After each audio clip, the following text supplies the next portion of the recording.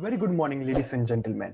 I'm Darshan Ostwal, and today I'm going to tell you a story which is about a businessman who bounced back. So let's dive into this story. Let me begin.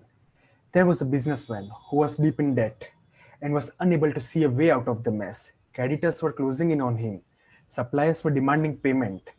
One day, he went to a park and sat there on the bench, holding his head in his hands, wondering if there could be anything at all that could save his company from bankruptcy. He had given his best and tried everything he could, but nothing fruitful happened. As the man sat there, ridden with his anxieties and worries, an old man came and sat right next to him. The old man said, I can tell you that you are very disturbed. There's something playing on your mind, something's troubling you. What's the matter, kid? Thinking that there was no other way left, anyways, and that opening his mind would make him feel a little better and a little lighter. The businessman told the old man all his financial problems. After listening to the executive's story, the old man said, I think I can help you. He asked the man his name and wrote up a check and pushed it into the man's hand, saying, take this money, meet me here exactly 1 year from today, and you can pay me back at that time. He then turned around and disappeared as quickly as he had came. The businessman looked at the check. He was astonished by what he saw. It was a check for $500,000, signed by the then one of the most richest men in the world, Mr. John D. Rockefeller. The businessman had a smile on his face as he knew that with all this money, his anxieties would now be wiped away in a jiffy. But instead of using this money right away, he decided to put the uncashed check in the safe. Now, he could still give another shot to save his business without using all this money. After all, if nothing came out of his efforts, he had the check of $500,000 as a sure shot and a secure fallback option to salvage his business from bankruptcy. With renewed optimism, zeal, and rigor, the businessman negotiated better deals and extended his terms of payment.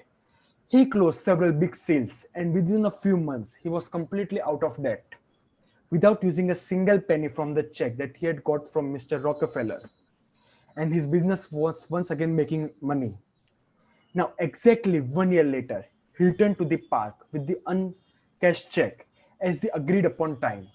The old man appeared, but just as the businessman was about to hand back the check and share his success story, a nurse came running and grabbed the old man. She said, I'm so glad I caught him. I hope he hasn't been bothering you. He's always escaping from the rest home and telling people that he's Mr. John D. Rockefeller.